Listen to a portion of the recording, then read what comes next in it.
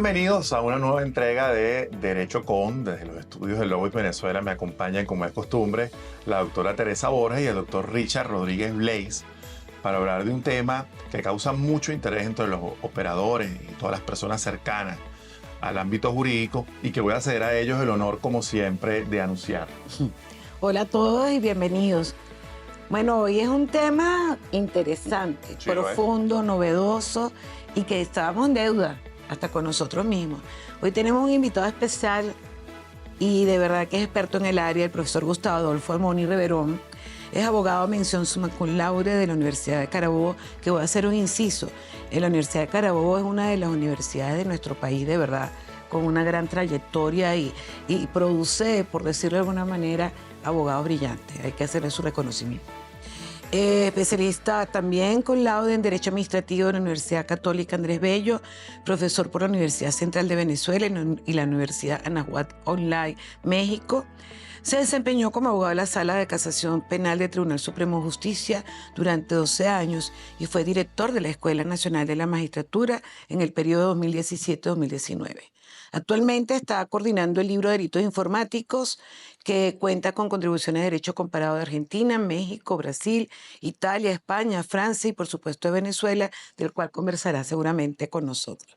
Cuenta con más de 40 publicaciones sobre derecho informático, ya di la pista, en capítulos de libros, revistas, arbitrajes y memorias en Congreso Argentina, Brasil, Colombia, Ecuador, España, México, Uruguay y Venezuela. Desde 2019 ejerce libremente como abogado en materia penal, aeronáutica, administrativa, tributario, arrendamiento comercial, mercantil, protección de niños y adolescentes, laboral, de Distrito Capital, Aragua, Carabobo y Bolívar. Oye, hasta Bolívar es un poco extremo, ¿no? Bienvenido, profesor. Gracias, muchas gracias. Richard, no sé, tú eres el que te tocó hoy arrancar con este polémico tema.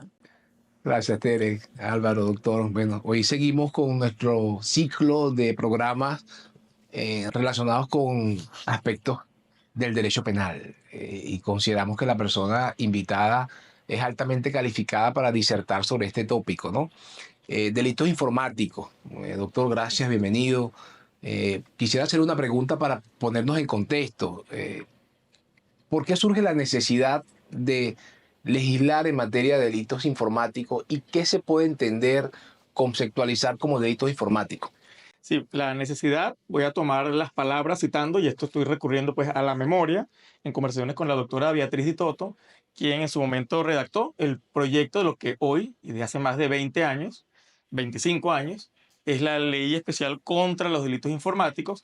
Este ámbito surgió específicamente la necesidad en la banca, cuando eran muy comunes o empezó a hacerse muy común el uso de tarjetas para pagos de débito, de crédito, tarjetas inteligentes en general, que incluye, esa definición tan amplia que tiene la ley, una tarjeta para acceder, por ejemplo, a una oficina. Es un sistema que ya no utiliza pues la llave, sino que eh, con contacto en ese momento y ahora sin contacto, bueno, puedo abrir una cerradura e ingresar a un área pues restringida a cierto grupo de personas. Entonces, básicamente fue desde ese sector que se impulsó el desarrollo de una ley o se generó la necesidad de regular actividades que podían causar perjuicio y que había un interés social suficiente para establecer la pena máxima que podemos tener, que es la privación de libertad de un ser humano. Es decir, ese bien jurídico, esa necesidad de la sociedad estaba en generar confianza en el buen uso de las tecnologías de información y comunicación, justamente porque ya estábamos migrando hace más de 25 años a estas tecnologías y al día de hoy, bueno, creo que no es ni siquiera necesario explicarlo. Tal vez a las personas de nuestras generaciones, bueno, seguramente requiere una explicación, pero cuando yo le comenté hace poco a mi hijo, lo que yo veía cuando estaba pequeño, le decía, es que la televisión yo tenía que ver lo que pues, transmitieran a la hora que lo hiciera, y recuerdo tenía que despertarme los sábados y los domingos muy temprano, a las 6 de la mañana, para alegre despertar y poder ver la televisión. Y me decía, pero, y no había YouTube, y tú no podías escoger lo que tú querías. No. ¿Cómo es eso? No, no es, YouTube no existía. De verdad, pero ¿qué veía? O sea, ¿Qué hacía de tu vida? sí, no podía creer que no existiera la forma de controlar lo que veíamos, sino que ya nos lo impusieran a una hora determinada, y si no lo veíamos, bueno, simplemente nos lo perdíamos. Es interesante lo que señala, porque si bien la banca quizás fue como el empuje, la banca también tiene su propia normativa al respecto.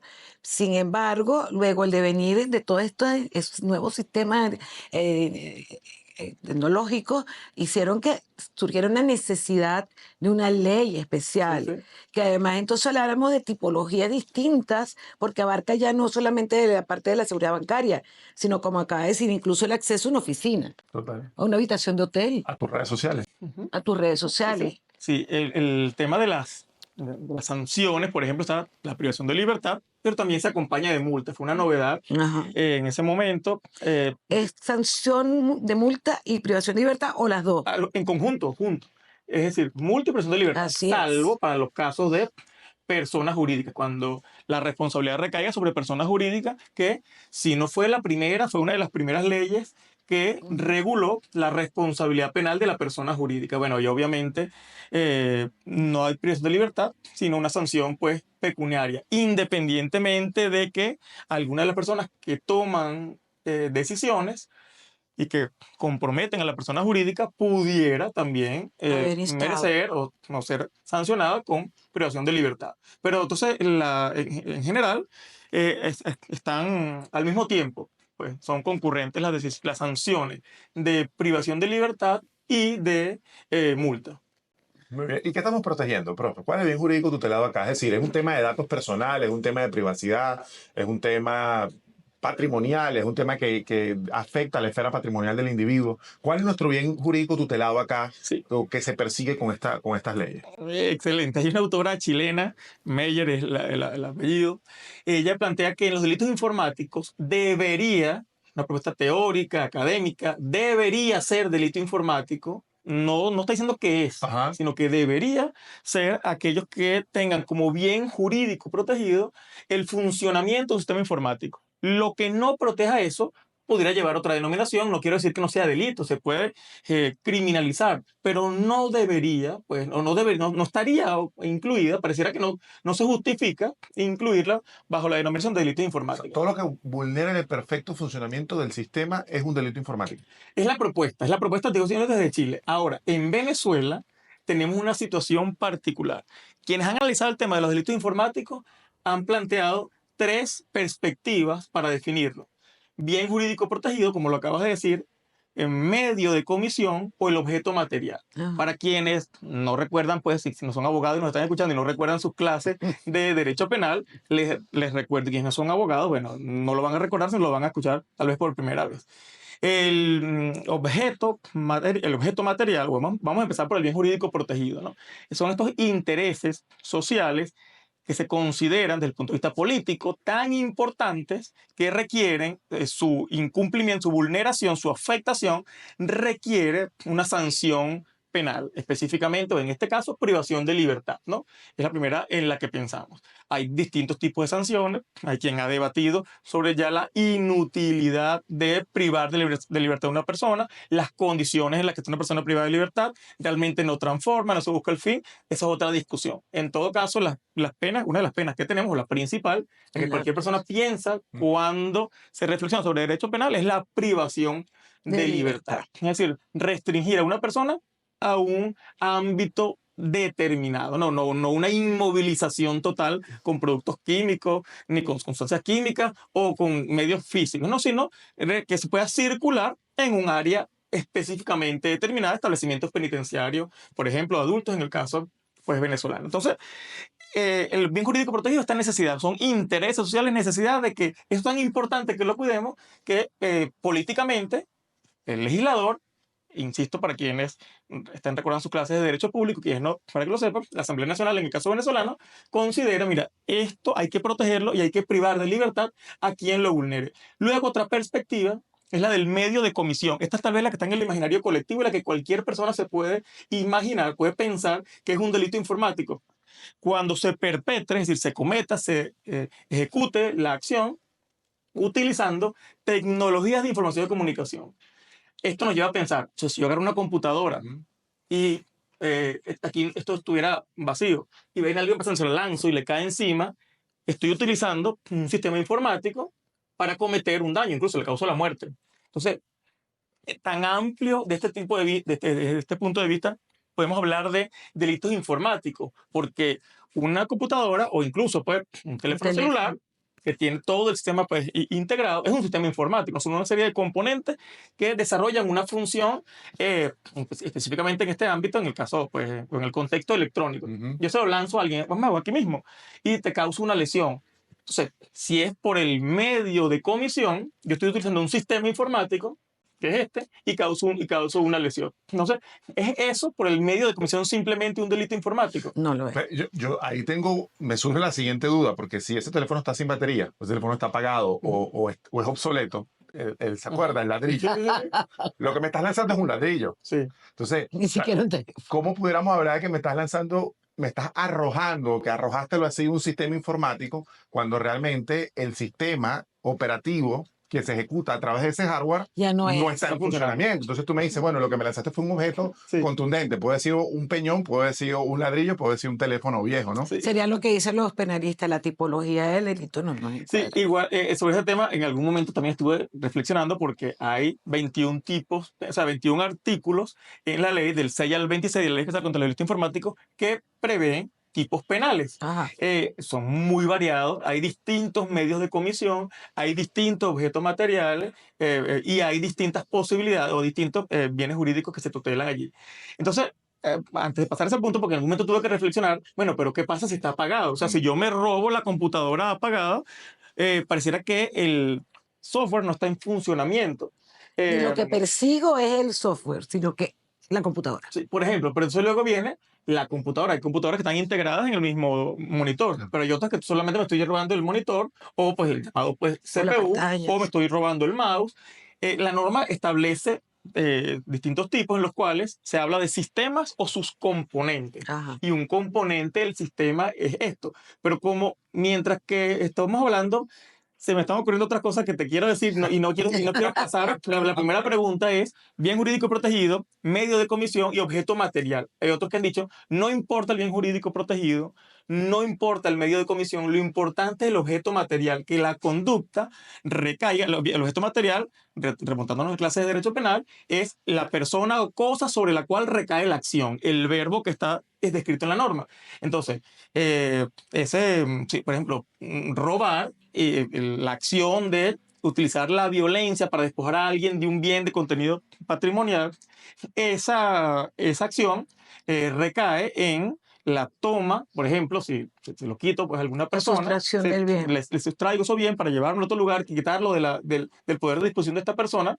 Pero bueno, también se puede considerar que recae sobre la persona que está siendo despojada del bien. Entonces, hay algunos casos que serán sencillos de resolver, otros casos que serán más difíciles. Pero en todo caso, resumiendo, son estos tres elementos que se han considerado para poder definir lo que es un delito informático, que aún no los he definido. Le estoy diciendo la problemática que existe. Y luego, en algún momento de la entrevista, no sé si ahora, ya ustedes me dirán, definiremos qué es un delito informático para Sí, Venezuela. sería muy importante, Sí, que es un delito Yo- informático para Sí, Venezuela. bueno, yo quisiera que en esta introducción, que me parece bien, bien importante, interesante, plantear esto. Ya sabemos que hay una ley que regula este tipo de delitos. Ujú. Tenemos alguna noción de cómo se puede materializar este delito. Hablamos de una víctima. Ahora, el sujeto activo pudiera estar fuera de Venezuela. Sí, la norma es clarísima, si mal no recuerdo el artículo 5, pero bueno, en todo caso no hace falta que nos acordemos de memoria, porque esto es simplemente buscarlo en internet, prevé la extraterritorialidad. Desde que existe la digitalización, hace rato hablábamos, antes de comenzar el programa, de metaverso. Sí. Alguna persona me dijo, no sé si es cierto, no recuerdo en qué país, no lo voy a nombrar porque es decir, simplemente utilizando la memoria para esto, no lo puedo verificar, está alguna organización con fines religiosos, tampoco voy a decir cuál es porque estoy utilizando simplemente la memoria, no lo tengo muy claro, estaba vendiendo, Pedazos de cielo. sí, parcelas en el cielo, tus espacios, sí, en el cielo. Sí, sí. Entonces, así como también, no sé, es una noticia, no sé si es cierto o no, pero bueno, se planteó esto, así como, si eso sí es cierto, en entornos, en multiversos, pero ya digitales, obviamente, se venden terrenos. Yo tuve la oportunidad de verificar esa información y es cierto. Ok.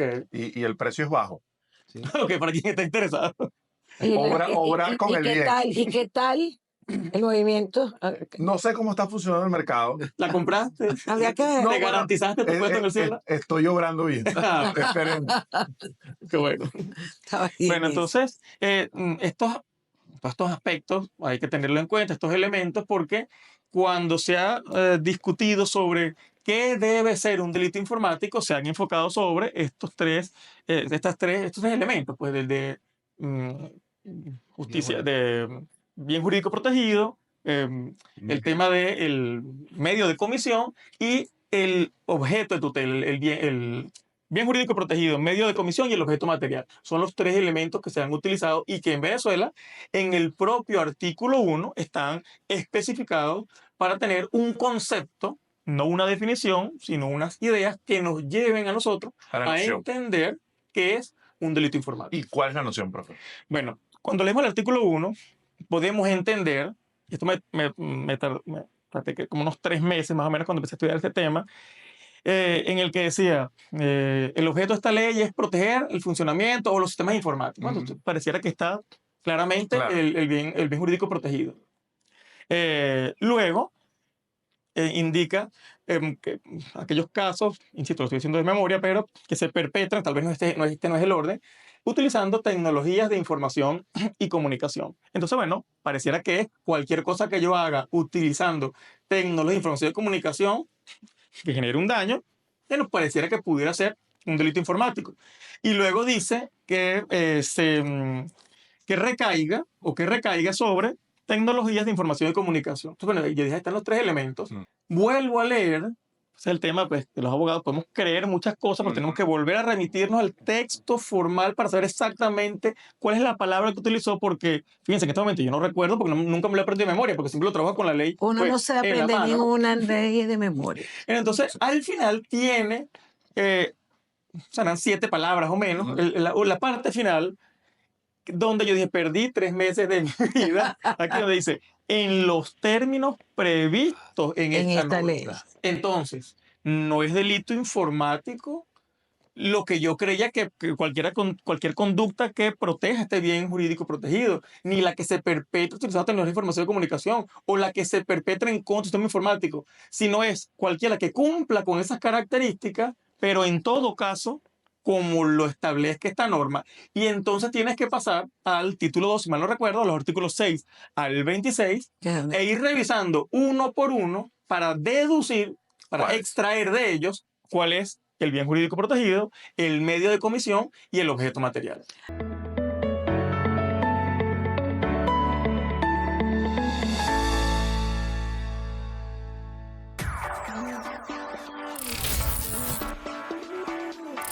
Bienvenidos a una nueva entrega de La Dama Ciega, de la WIT Play para la WIT Venezuela. En esta ocasión hablaremos sobre la entrega cinematográfica de 2001, Snowden. Dirigida por Oliver Stone, esta obra no solo narra la vida de Edward Snowden, un excontratista de la Agencia Nacional de Seguridad que reveló la magnitud de la vigilancia masiva del gobierno de Estados Unidos, sino que también plantea profundas preguntas sobre la privacidad, la ética y la legalidad en la época digital. Desde un punto de vista jurídico, la película nos invita a considerar el delicado equilibrio entre la seguridad nacional y los derechos individuales. Snowden, al filtrar información clasificada, actuó bajo la convicción de que el público tenía el derecho a conocer las prácticas de vigilancia que se llevaban a cabo en su nombre. Sin embargo, sus acciones también lo convirtieron en un fugitivo, enfrentando cargos graves que podrían llevarlo a pasar el resto de su vida en prisión. En este contexto, es interesante comparar la situación de Snowden con la legislación venezolana, específicamente con la Ley contra Delitos Informáticos, promulgada también en el año 2001. Esta ley establece un marco legal para abordar los delitos relacionados con la informática, incluyendo el acceso no autorizado a sistemas y la divulgación de información confidencial. Aunque la ley busca proteger la integridad de los sistemas informáticos y la privacidad de los datos, también plantea interrogantes sobre el derecho a la información. Si bien las acciones de Snowden pueden ser vistas como ilegales bajo la legislación estadounidense, también abre un debate que invita al público a cuestionar la moralidad de las leyes que permiten la vigilancia masiva y la falta de supervisión. Cuéntanos, ¿tú qué opinas en los comentarios sobre esta obra? Y nos vemos en la próxima Dama Ciega.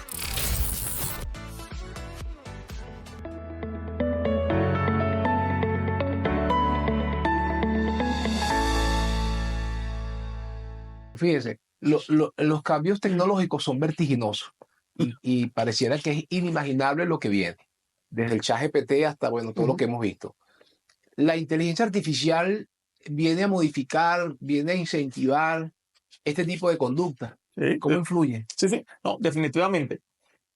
Por ejemplo, la pornografía infantil tipificada es la ley especial contra los delitos informáticos, que es uno de los últimos que están allí regulados. Se ha planteado, por ejemplo, esa norma prevé expresamente que quien use la persona o imagen de un niño o un adolescente y luego describe la conducta, ¿no? Que tiene que ver con pornografía. Entonces luego, eso nos trae dos problemas, ¿no? Primero, bueno, la imagen de un niño, ¿qué significa? ¿Una fotografía o un video o su representación generada, por ejemplo, por inteligencia artificial? En algunos sectores, en algunos países se ha dicho, vamos a establecer específicamente, vamos a agregar, vamos a modificar la norma para agregar a la persona, la imagen o la representación. Y así evitamos problemas interpretativos, que el juez vaya a decir, no, mira, pero es que la imagen no es la representación, esta imagen es ficticia, no es imagen real. Aquí en Venezuela no se ha dado esa modificación. A mi modo de ver, cuando la norma sanciona a quien utilice la imagen de un niño como ellos, fines pornográficos, siempre en un contexto de tecnología, información y comunicación, esa imagen, a mi modo de ver, puede ser una imagen real, una imagen generada por inteligencia artificial. Esto, obviamente, es una interpretación lo que estoy diciendo, porque puede generar un debate. Hay quien va a decir, la norma penal tiene que interpretar sentido restringido, no me puedes agregar más de lo que está. La puedes restringir todo lo que tú quieras, pero no la amplíes más. Entonces, puede haber quien diga, mira, desde el punto de vista de la interpretación correcta de la norma jurídica, ampliar imagen a imágenes no reales, que fue la que pensó el legislador en finales del siglo pasado, del milenio pasado, ¿no? Para que entrara en vigencia en 2000, 2001.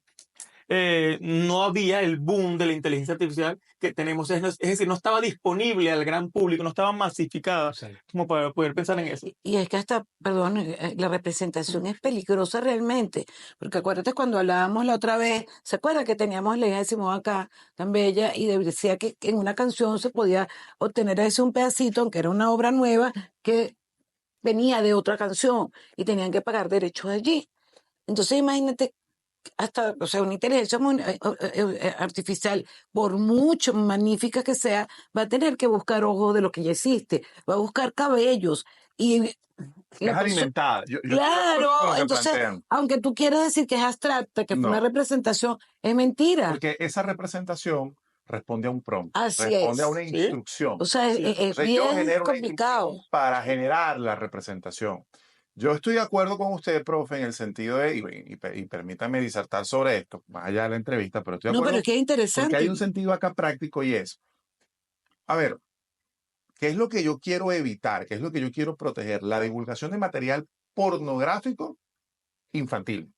En este caso. Entonces, ese material pornográfico infantil realmente no está basado en un ser humano, en una persona, y esa representación de esa persona es infantil, que no tiene derecho, porque es una representación, que responde a una instrucción de un ser humano, Claro. que sí, para mí, tiene obligaciones y es sujeto de sanción. Sí, está bien, la representación no tiene derecho, pero la conducta de la persona, que es la que genera la instrucción para que esa representación exista, debe de ser supervisada y debe ser sancionada. Entonces, ante el debate o ante la discusión, sí es o no es un delito informático, porque esa representación digital no es un ser humano. Detrás de esa representación digital hay un ser humano que generó la instrucción para que esa representación digital exista. Y esa conducta debe ser regulada, lo que yo considero dándole un poco de matiz al comentario que usted hace. No sé qué piensa de eso, profesor. Sí, es decir, el que hace el legislador, bueno, aquellos intereses de la sociedad, si la sociedad considera que es suficientemente importante, lo criminaliza. Luego puede ser, mira, esto es grave, esto es importante, pero no tanto como para que una persona sea privada de libertad. A favor de esta tesis está que permitir esto, no criminalizarlo, incentiva este tipo de preferencia sexual.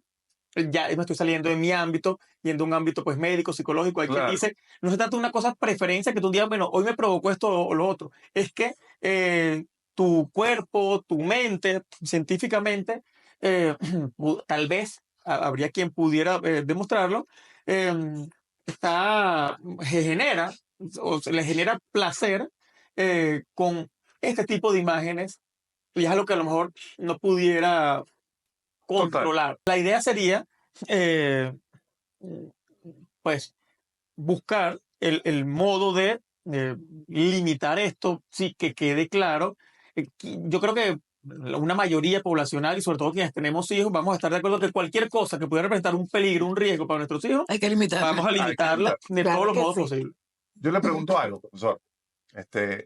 En el caso que usted identifique a una persona que haya generado una instrucción, un motor de inteligencia artificial, para que recree una representación suya, una representación animada, teniendo relaciones sexuales o cometiendo un delito o haciendo algo que usted no está haciendo. ¿Usted considera que la conducta de esta persona que generó la instrucción para una representación suya no es usted? Generó el PROM, Gustavo Amoni. Ujú. ¿Usted considera que esa conducta debería ser castigada, debería ser Sí, penada? sí, claro. Sí. Porque aunque se advierta que eso fue generado con inteligencia artificial, que no es una imagen real, eh, quienes han tenido algún tipo, yo creo que no quedarán muy pocas personas en el mundo, no creo que alguien esté exento de esto, quien haya tenido algún tipo de eh, vinculación con redes sociales, sabe el poder que tiene esto. Es decir, puedes prestar todas las advertencias que tú quieras, pero basta que eso salga para que al menos en el imaginario colectivo, quede la duda de si esto fue o no, y luego vienen estas formas de acción humana representadas por dichos populares, el que si río suena porque piedras trae, este tipo de expresiones en las que dice, bueno, si alguien lo representó es porque saben En algo no anda. En algo anda. exactamente.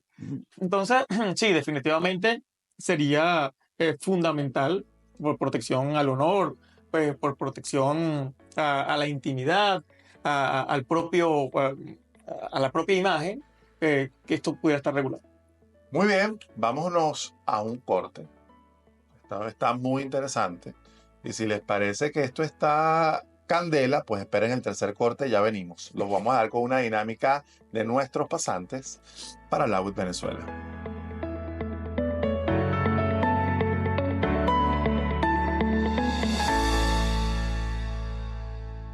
Desde las inmediaciones de la UIT Venezuela reporta para ustedes Daniela Santos, con el objetivo de dar a conocer el criterio emanado por la Sala de Casación Penal del Tribunal Supremo de Justicia en la sentencia número 099 del 6 de febrero del pasado año 2024. Con ponencia de la magistrada Elsa Janet Gómez Moreno, la sentencia en cuestión estima el delito de revelación indebida agravada de información personal, previsto y sancionado en el artículo 22 de la Ley Especial contra los Delitos Informáticos. Esto en concordancia con lo establecido en el artículo 217 de la Ley Orgánica para la Protección de Niños, Niñas y Adolescentes. Dicho artículo establece que constituye circunstancias agravantes de todo hecho punible, a los efectos del cálculo de la pena, que la víctima sea niño, niña o adolescente. Cabe destacar que el artículo 22 de la Ley Especial contra los Delitos Informáticos condena la revelación indebida de data o información de carácter personal, con una pena de 2 a 6 años de prisión y una multa de 200 a 600 unidades tributarias. Esta sentencia, a pesar de no tener un carácter vinculante, condena un supuesto escasamente ocurrente en nuestra legislación, incluso en esta época digital. Además, ratifica que bajo la Ley de Delitos Informáticos, los niños, niñas y adolescentes también pueden estar amparados. Para la UIT Venezuela, reportó Daniela Santos.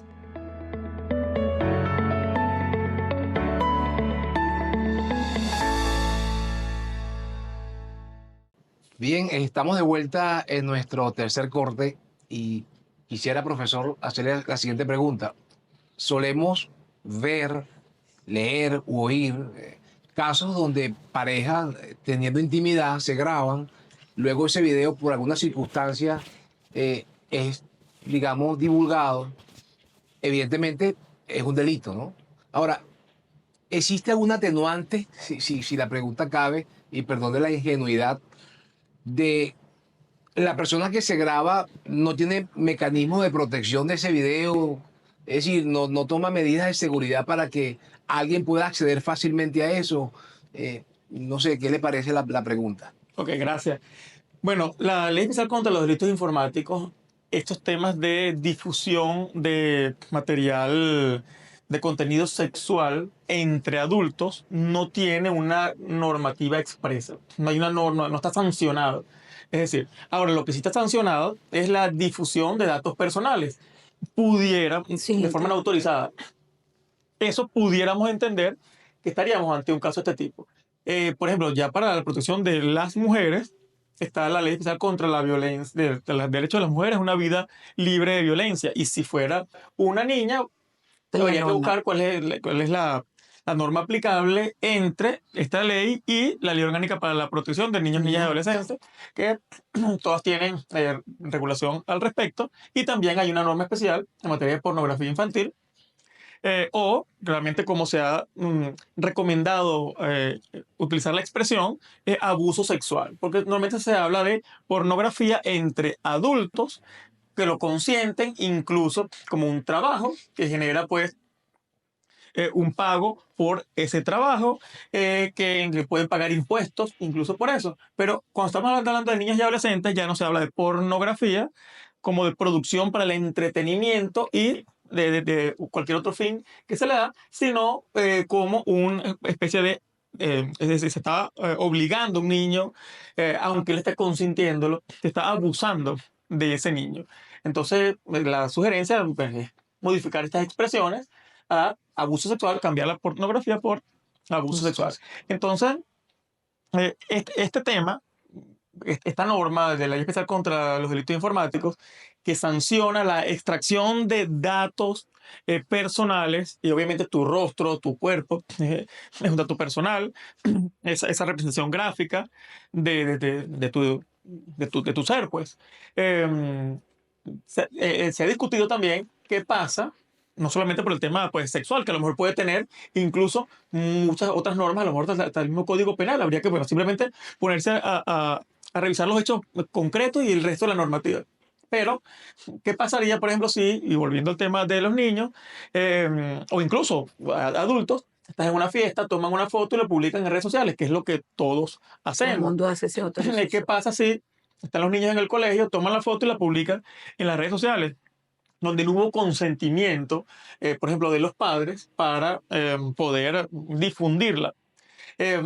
Ahí hay al menos dos posibles interpretaciones. Una, difusión no autorizada de datos personales, y otra, mira, la norma no se desarrolló esa situación, es decir, esa situación no se pensó en ella cuando se redactó la norma. Es decir, ese no era el espíritu y propósito de la ley, sancionar a quien tome fotos de cualquier persona en una fiesta o no en la calle y luego difundirla. No se trata de eso. Pero si revisamos la norma, sanciona a quien extraiga datos personales, y tenemos un teléfono celular, tomamos la foto, ya hay unos datos informáticos, ya está en un sistema informático, y su distribución, pareciera que fuera difusión no autorizada de datos personales. Claro, No perdón, pero Sí, no conozco el primer caso en el que esto se haya aplicado, no lo conozco en realidad.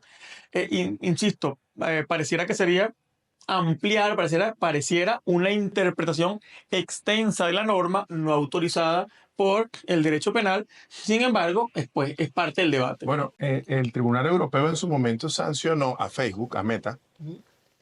No sé si recuerdan, había una función que tuvo hasta hace muy pocos años la plataforma, donde la foto autoetiquetaba por usar el término según el registro biométrico de las personas. Es decir, tú publicabas una fotografía, la aplicación determinaba quiénes eran esas personas que no están dentro de tu red de contacto y te sugería quiénes eran.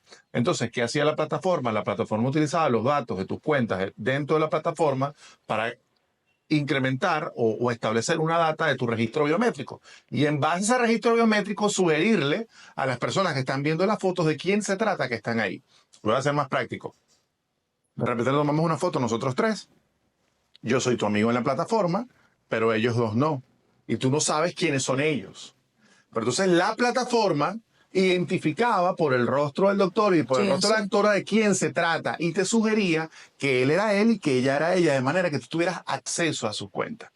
A partir de eso se llevó adelante una demanda del Tribunal de la Unión Europea, el Tribunal de Justicia sancionó a la plataforma porque de alguna manera era invasión a la privacidad, no sé, o sea, invadía la esfera de privacidad de estas personas y había una vulneración también de los datos personales. Tal vez esto que estamos hablando pudiera de alguna manera asimilarse con ese caso práctico. ¿Qué pasa si me toman una foto en una fiesta, divulgan la foto en la cuenta de Instagram de otra persona o distribuyen la foto a través de una cadena de WhatsApp y dicen, mira, aquí estaba esta persona en una fiesta tomando De hecho, o comiendo demás? es que de hecho iba a intervenir estamos en la misma línea, porque si partimos todavía más allá, es una cuestión hasta de respeto.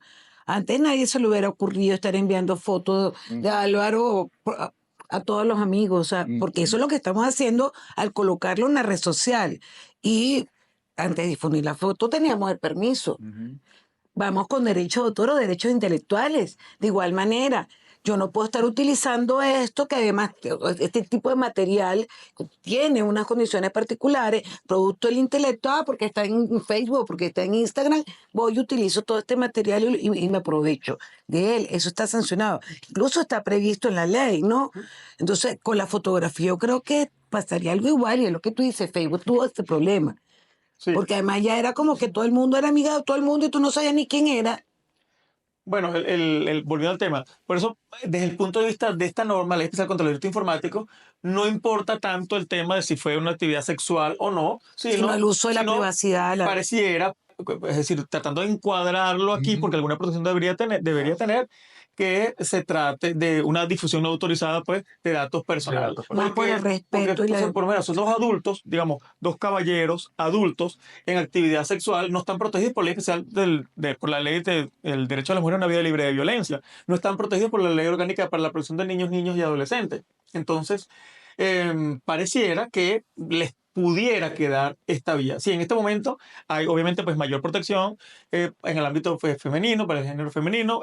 Igual entonces, viene otra discusión ahora, el tema de género y sexo, ¿no? ¿Cómo debemos interpretarlo? Si de verdad eso se debe diferenciar o no. Claro. En Estados Unidos, bueno, hay una corriente nueva a partir de las nuevas elecciones de tratar de eliminar pues, esas diferenciaciones pues, teóricas que se han venido haciendo. Independientemente de lo que cada quien pueda considerar o no, es la discusión de cómo interpretar la norma para aplicarla a los hechos que están ocurriendo. En Venezuela se oye muchísimo casos de clonación, no sé si la palabra es correcta, del WhatsApp.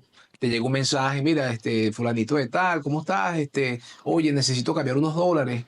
Lo de los dólares se recurrente. hace muy frecuente, es una práctica muy frecuente. No sé si es producto de la ignorancia de las personas en el manejo de su teléfono, de su red social, o que hay mecanismos que son vulnerables en materia de WhatsApp. En Venezuela eso es muy frecuente.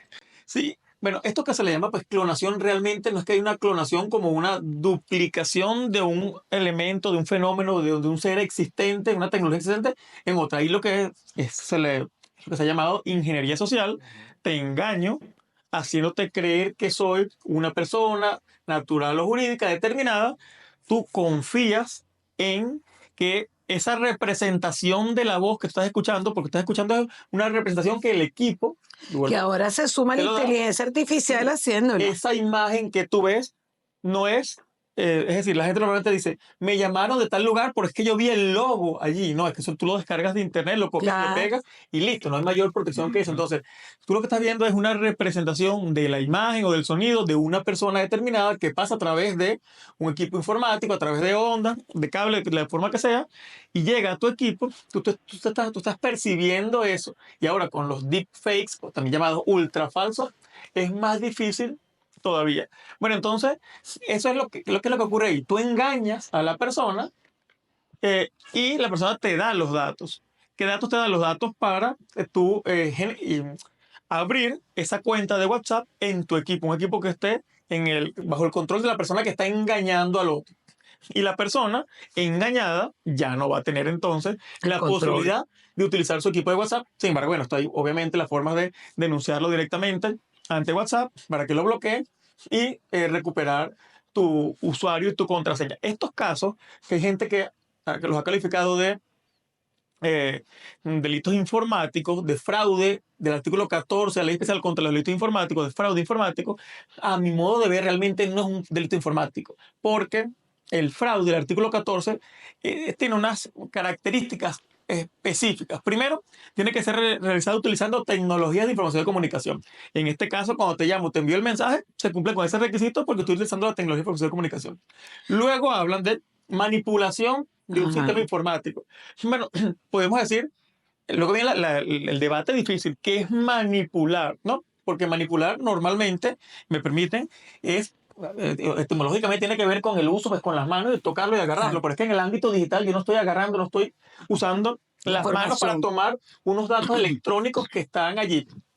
Pero no solamente eso, sino que el artículo 14 prevé otra característica que si no la tienes, no es delito, no es fraude. Fraude conforme al artículo 14, que le agregamos fraude informático, pero la norma se refiere como fraude simplemente. No es ese fraude, la ley que se contra el delito informático. Entonces, en este caso es Insertar. insertar instrucciones falsas. Esto definitivamente no es una manipulación del hardware, es una manipulación del software. ¿Y cómo se insertan esas instrucciones falsas? Y aprovecho ahora de comentarles, estoy coordinando un libro sobre delitos informáticos y uno de los artículos que me estoy escribiendo con el profesor Luca Carrara de la Universidad de Padua y estamos compartiendo, diferenciando qué es, cómo es el fraude informático en Italia y cómo está aquí, y cómo está previsto pues aquí en Venezuela. Entonces, allá hablan simplemente de manipulación del sistema informático por cualquier medio. Aquí tiene que ser por medios informáticos, una primera diferencia. Segundo, aquí esa manipulación tiene que ser insertando instrucciones falsas. Allá en Italia no hace falta que tú insertes instrucciones falsas. Entonces, esas características, por eso hay que tener cuidado cuando se habla de phishing, farming, que estamos tratando de no utilizar los términos en inglés, pero bueno, así es como se le conocen, la posibilidad de enviarte un mensaje de correo electrónico y engañarte para que me des tus datos. Creo un portal de internet falso y te engaño para que tú me des tus datos. Te llamo haciéndome pasar por una persona y no es. Te envío un mensaje de texto haciéndome pasar por una persona y no es esa persona. Todas estas modalidades de engaño que en Venezuela encuadran, a mi modo de ver, hasta el momento que llevo en la investigación, que tiene que ver con la estafa genérica del Código Penal. Eso. Es simplemente engañar a una persona Pues para sí, obtener claro. un beneficio injusto en perjuicio ajeno. Es simplemente eso. Y yo lo hago utilizando las tecnologías de información y comunicación. De acuerdo con lo que he visto, las noticias que he podido leer en Venezuela, este tipo de actividad en la que se defrauda a una persona utilizando la tecnología, se engaña a una persona para quitarle dinero, para causarle un perjuicio patrimonial en beneficio mío o de algún tercero, no, esto lo encuadra perfectamente en la estafa genérica del Código Penal y no en el fraude, que se llama así, pero le agregamos informático para diferenciarlo, que está en la Ley Especial contra Delitos Informáticos, ni tampoco en el fraude electrónico, se llama así, de la ley del sistema, de la ley de banco y sistema financiero, se me escapa en este nombre, en este momento el nombre exacto, Claro, porque aquí pero la ley que regula la banca. lo que hay es una suplantación. Ven, Y entro en tu propia data, o sea, no estoy alterando nada, no inserto nada. sí, lo que hice fue obtener por engaño tu usuario y tu contraseña. Y usar tu propia data. Y ¿cierto? después, con tu usuario y tu contraseña, engañé a otra persona para obtener un beneficio propio en perjuicio Claro. de esa persona engañada. Bueno, nada, vamos a otro corte. El Los tiempo incautos. pasa, vamos a otro corte, doctor. Ya venimos, vamos con una cápsula de nuestros pasantes del agua y ya regresamos.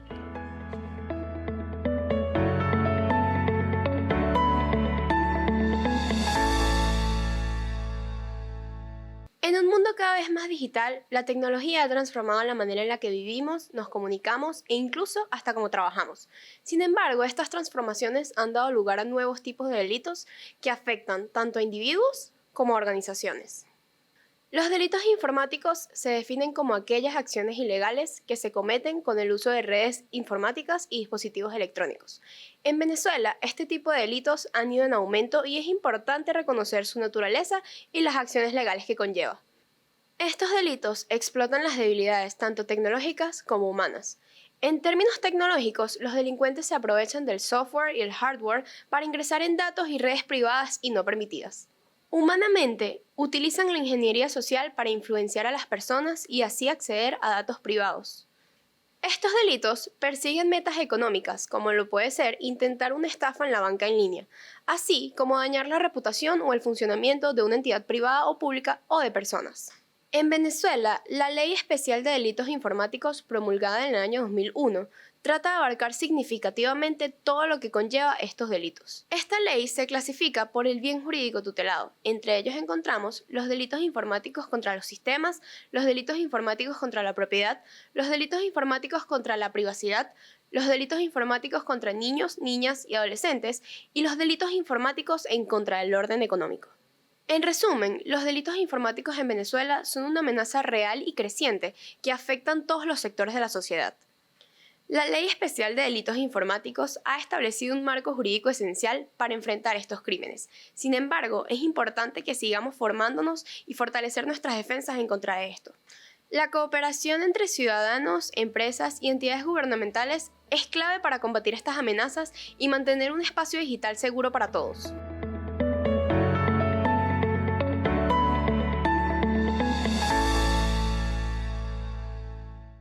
Bueno, estamos de vuelta. Espero les haya gustado esta dinámica ofrecida por nuestros pasantes en la UIT Venezuela. Ya estamos en el último corte, ya estamos finalizando el programa. Profesor, súper agradecido por su visita, por aceptar la invitación. Bueno, este espacio es suyo, este corte es una pauta libre. Gracias por la invitación, extraordinaria oportunidad. En cuanto a la última pregunta o el último planteamiento que haces, bueno, esto es prudencia. Lamentablemente, la sociedad, por el tipo de experiencias que hemos tenido, cada vez podemos perder vamos perdiendo, aunque sea obligado, este aspecto humano, cálido, de querer ayudar, de querer colaborar. Eso cuando nos llaman, eso queremos colaborar con quien nos está llamando, porque creemos que es una persona que está actuando de buena fe. El problema es que ahora no sabemos con quién estamos hablando y lamentablemente no podemos responder de la forma que con nuestra amabilidad tradicional lo hubiéramos hecho. Es decir, en este momento simplemente hay que decirle: no doy datos personales por teléfono, dígame usted algún otro lugar en que yo pueda identificar, donde yo pueda comprobar de dónde me están llamando. Lamentablemente, aunque algunas personas puedan sentir que es una pérdida de cortesía, que es una pérdida de una gran oportunidad, y sobre todo en estos casos, bueno, lo recomendable es no entregar nunca los datos personales. Buscar algún medio de ustedes verificar si efectivamente de dónde los están llamando es de donde dicen ser. Esas personas representan realmente la organización o es la persona que dice ser. Cada vez va a ser más difícil porque las imágenes se pueden duplicar, la voz se puede duplicar, la forma de hablar se puede copiar a través de tecnología, información y comunicación. Esta tecnología está cada vez más al servicio de cualquier persona, del gran público, de forma que progresivamente va a ser más difícil. Eso nos va a llevar a desconfiar de muchas personas, de cualquiera, sobre todo cuando estamos interactuando a distancia. Es lamentable porque esto va generando mayor individualismo, que nos vayamos apartando, pero son previsiones que debemos tomar cuando interactuamos a distancia.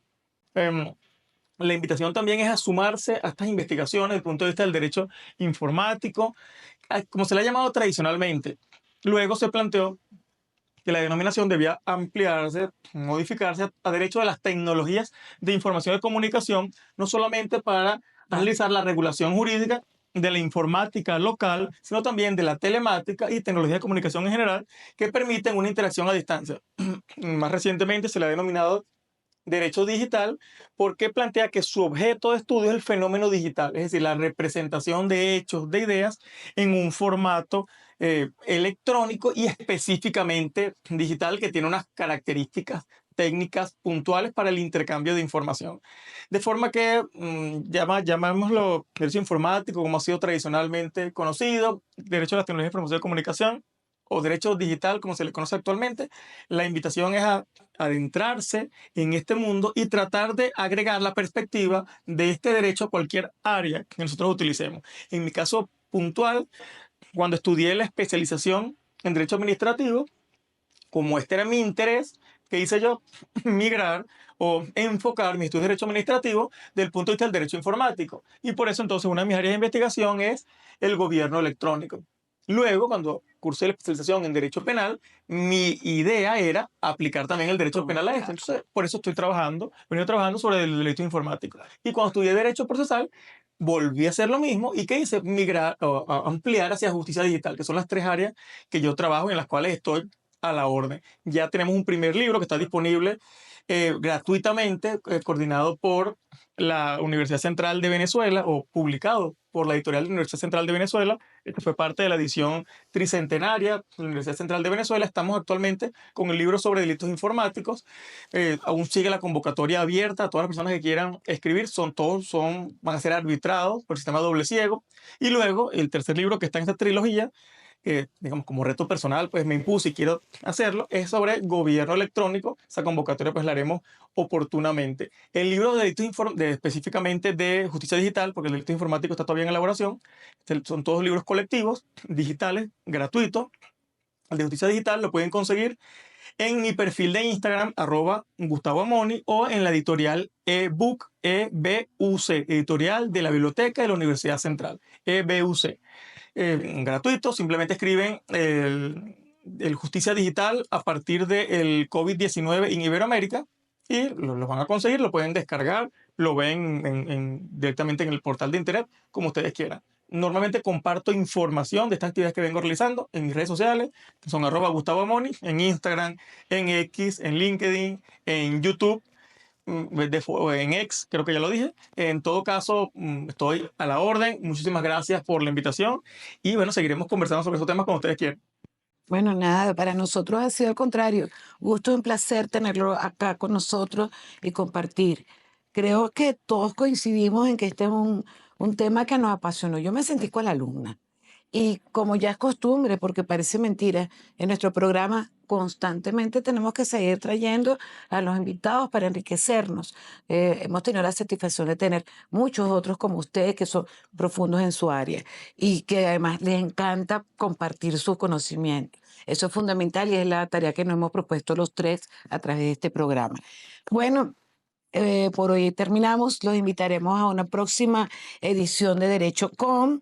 Los invitamos a dar sus comentarios y si les ha gustado el presente programa, pues le dan like, tocan la campanita y se suscriben con nosotros. Ya están suscritos, ya tenemos mucha gente porque de verdad que Derecho Com ha ido llegando con su labor. Gracias, profe. Muy agradecido. Gracias a ustedes.